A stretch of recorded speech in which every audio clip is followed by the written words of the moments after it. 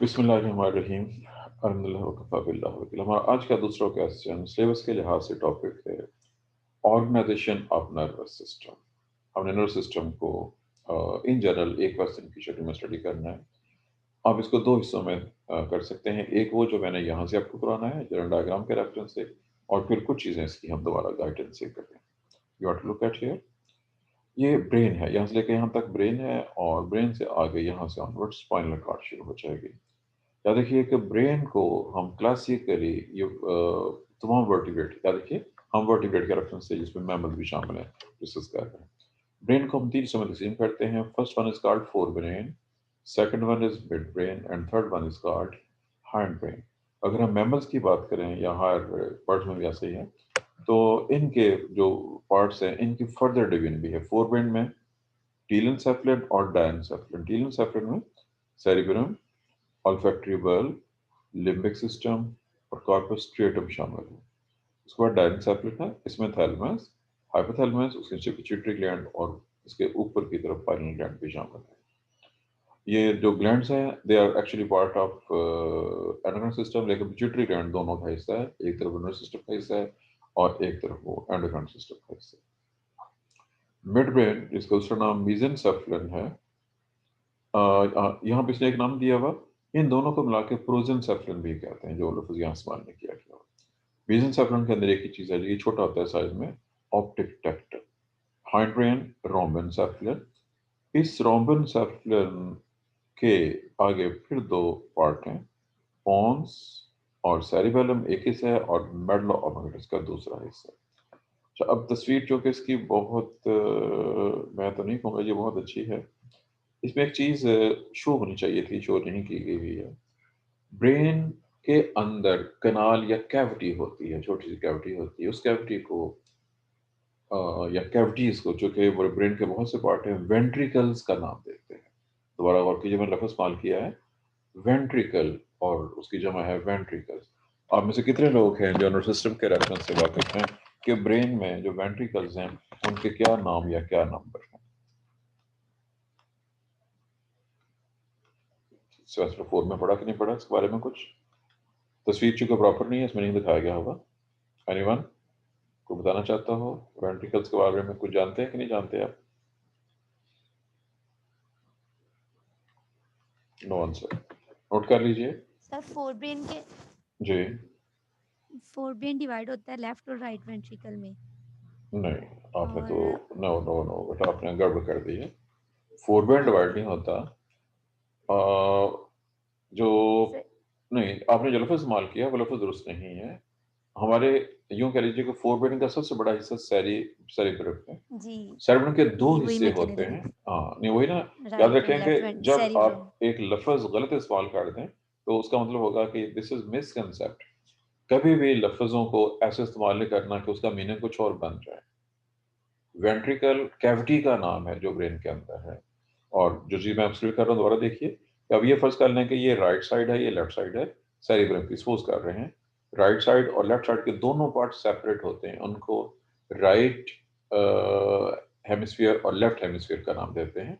दोनों में अपनी अपनी कैविटी है। उन दोनों को राइट, एक को वन कहते हैं, एक को टू कहते हैं, फर्स्ट एंड सेकंड वेंट्रिकल। ये चूंकि याद कि जो उस बंदे ने नाम रखा है उसकी मर्जी, उसने कैसे नाम रखा है।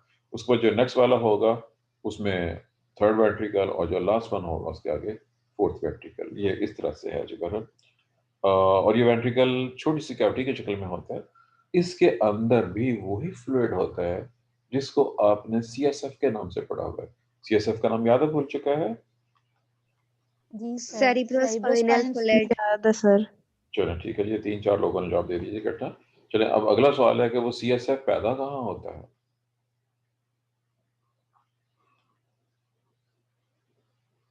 Where CSF is produced?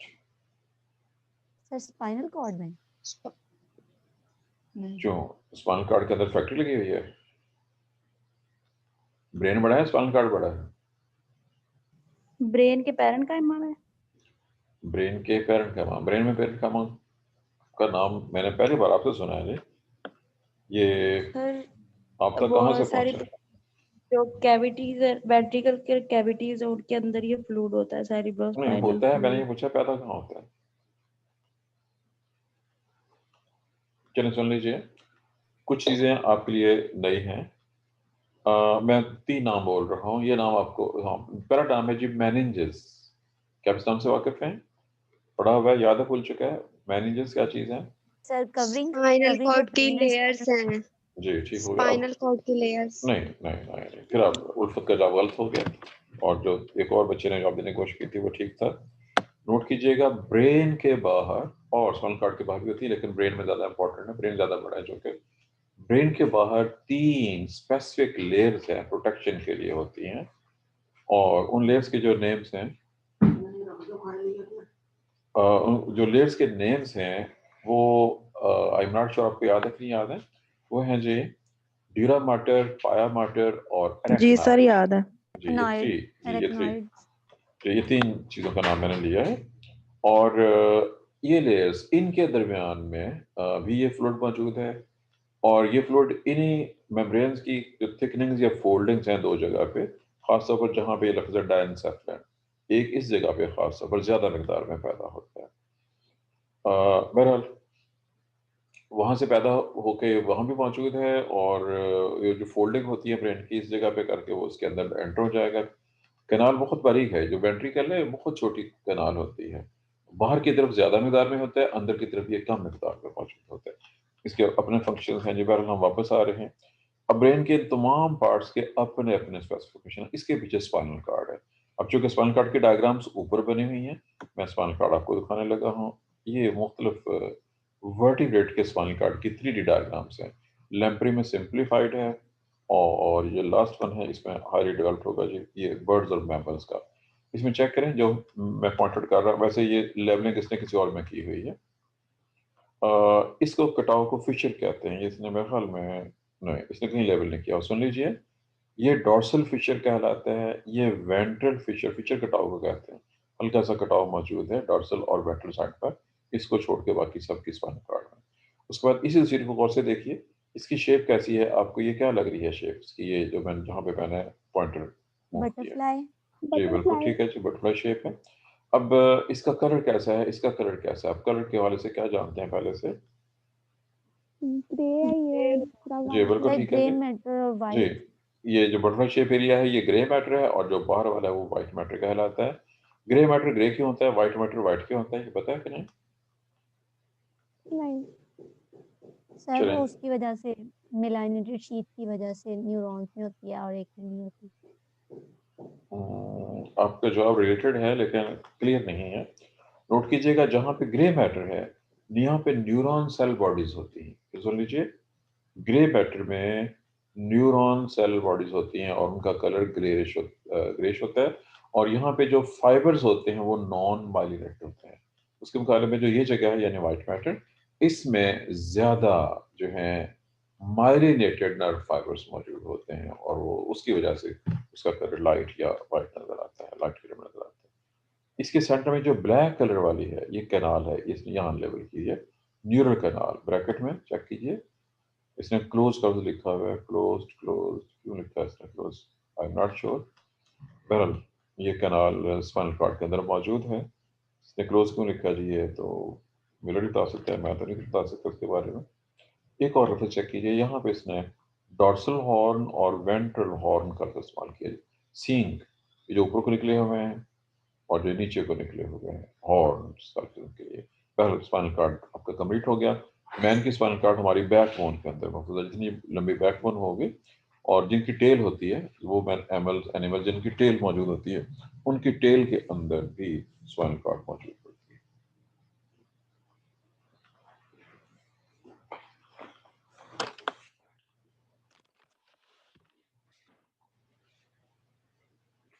Sir ji sir जो कहते हैं हराम मगज समथिंग, वो हम्म, स्पाइनल कॉर्ड के फ्लूइड को कहते हैं, है ना? नहीं, क्योंकि फीमेल्स को नहीं। बहुत कम मौका मिलता है। अगर आप गोश्त लेने जाएं, फर्ज कीजिए आप कसाई से कहते हैं मुझे चांप का गोश्त दे दो, और समझते हैं चांप क्या होती है? यस जी सीधा बताएं जी, चांप क्या होती है? आपने यस कहा है सर डिप्स। जी, आपने रिब्स को चांप कह दिया, तो आपका जवाब बहुत सारा गलत हो गया। सर सर जब वो उधर रीढ़ की हड्डी के साथ होती है ना, आगे तरफ नहीं पीछे की तरफ, मुझे तो बस चलिए सुन लीजिए, ट्रंक के नाम से आप वाकिफ हैं। आप इस बात से वाकिफ हैं कि गर्दन, सीना, पेट, ये तीन मशहूर जगह हैं। जो सीना और पेट दोनों मिलकर ट्रंक कहलाते हैं। जहां पे आगे पसलियां हैं, स्टर्नम है, उसके पीछे जो रीढ़ की हड्डी होती है, रीढ़ की हड्डी उसके दाएं बाएं से थोड़े थोड़े ड्रिप्स काट के उसके साथ, उसको चांप कहते हैं। अगर चांप का गोश्त लेना चाहते हैं तो उसको सेंटर से काटते हैं, बैकबोन को। जब वो काटते हैं उसके अंदर से हराम मगज स्पाइनल कार्ड का उर्दू तर्जमा है। फिर सुन लें, ये सवाल पूछा किसने था जी, हराम मगज वाला? सर मैंने पूछा था। जी साथ ये ने पूछा है। जिस चीज को हमने स्पाइनल कार्ड के नाम से पढ़ा है, उर्दू में इसे हराम मगज कहते हैं। अब इसके बारे में जो कंसेप्ट है लोगों का, याद रखिएगा, हमारे इतनी ज्यादा जहालत है, इसका हिसाब ही कोई नहीं है। अब लोगों का ये ख्याल है कि चूंकि इसके साथ हराम लिखा हुआ है, ये हराम है, उसको निकाल के फेंक देते हैं। स्पाइनल कार्ड को चांप काट के उसमें से निकाल के फेंक दिया जाता है। क्यों? उसका नाम है हराम मगज, और लोगों का ख्याल है कि शायद ये हराम खाने के लिहाज से हराम। This is wrong. हराम, ये जो हराम मगज का लफ्ज, ये अरबी का लफ्ज है, और अरबी में हराम का मतलब हराम नहीं होता, वहाँ उसका मतलब कुछ और होता है। अब अगला नाम है मस्जिद हराम। ये नाम सुना हुआ है? जी सर। ये कौन सी मस्जिद है, कहाँ पे है?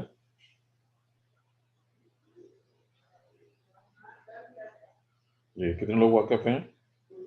मस्जिद हराम का नाम किस किसने खाना सुना? काबा। सर जी बैतुल मुकद्दस। जी, अब दो सर जवाब आए हैं जी, एक आया खाना काबा, एक बैतुल मुकद्दस। दो जवाब आगे जी, आगे चलें। और मैं भी जवाब? खाना काबा या सर। चलें, एक जवाब दो बार रिपीट हो गया, और भी जवाब चाहिए, जल्दी जल्दी। सुनिए, सुन लीजिए। पहली बात है कि कोशिश करनी चाहिए कि नाम वो इस्तेमाल करें जो वाकई इस्लामी हो। खाना काबा की बजाय काबतुल्ला, अल्लाह का घर तर्जमा हो उसका होगा। खाना काबा नहीं कहना चाहिए, बल्कि काबतुल्ला, इसका उर्दू तर्जमा अल्लाह का घर है। ये जो पंजाब उर्दू या पंजाबी में काला कोठा कहते हैं, अगर आप टीवी देखते हैं तो उसके ऊपर काले रंग का पर्दा डाला हुआ है, और ये वैसे भी वो तकरीबन ब्लैक कलर के पत्थरों से बनाया गया हुआ है। वो अल्लाह का घर है। उसके आसपास जो मस्जिद है, वो नहीं, बल्कि उसके आसपास जो मस्जिद है, जहां तक भी है, वो मस्जिद हराम कहलाती है। जहां लोग तवाफ करते हैं, नमाजें पढ़ते हैं, वो मस्जिद हराम है। ठीक है? और उसका मतलब है हुर्मत वाली, बहुत ज्यादा बुजुर्गी वाली, पाकीज़गी वाली, बहुत अहम मुराद है। और हराम मगज का नाम जो लोगों ने हराम समझ लिया, वो खाने के लिहाज से हराम नहीं है, क्योंकि साइज को निकाल के फेंकते हैं। वो अरबी का लफ्ज हराम था। अरबी में भी हराम मगज जो है, उसमें हराम का लफ्ज मौजूद है, ये वाला हुर्मत वाला, यानी बहुत ही इंपॉर्टेंट। और ज़ाहिर इंपॉर्टेंट क्यों है? मैसेज को कंडक्ट करता है, मैसेज को कंडक्ट करता है। ये था जो स्पाइनल कार्ड की वजाहत हो गई है। तमाम मैसेज जो बॉडी से आ रहे हैं वो स्पाइनल कार्ड से गुजर के ब्रेन में जाएंगे, जो ब्रेन से आ रहे हैं वो स्पाइनल कार्ड से गुजर के बॉडी के मुख्तलिफ पार्ट्स तक पहुंचते हैं, स्वाय चंद एक मैसेज के जो क्रेनियल नर्व्स के जरिए आ रहे होते हैं। जी, ब्रेन के दो मेजर पार्ट्स हमने कर लिए।